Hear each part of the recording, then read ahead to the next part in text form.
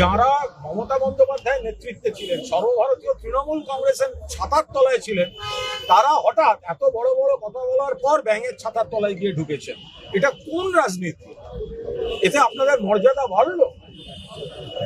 আপনারা বিজেপির সঙ্গে হাত মেলালেন, আপনারা লোকসভায় গেলেন নরেন্দ্র মোদী হটাও বলে, আর আপনারা আজ থেকে নরেন্দ্র মোদী জিন্দাবাদ বলে তৃণমূলের সঙ্গে বিশ্বাসঘাতকতা করছেন। মানুষ দেখছেন, বিচার করবেন। সরাসরি বলছেন যে আপনাদের কি কোনো দাবি থাকবে যাতে এইভাবে এটা ডাইরেক্ট ব্র্যান্ড ডিটেল বলতে পারবে, আমি আপনারা বলতে। কাকলি ঘোষরা সরাসরি বলছেন যে এনডিএ শরিক হয়ে তারা কাজ করবে।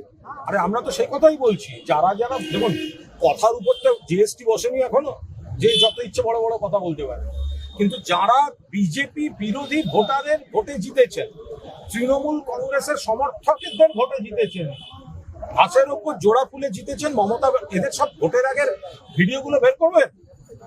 আমরা মমতা বন্দ্যোপাধ্যায়ের প্রার্থী, আমরা মমতা বন্দ্যোপাধ্যায়ের আশীর্বাদ ধন্য প্রার্থী।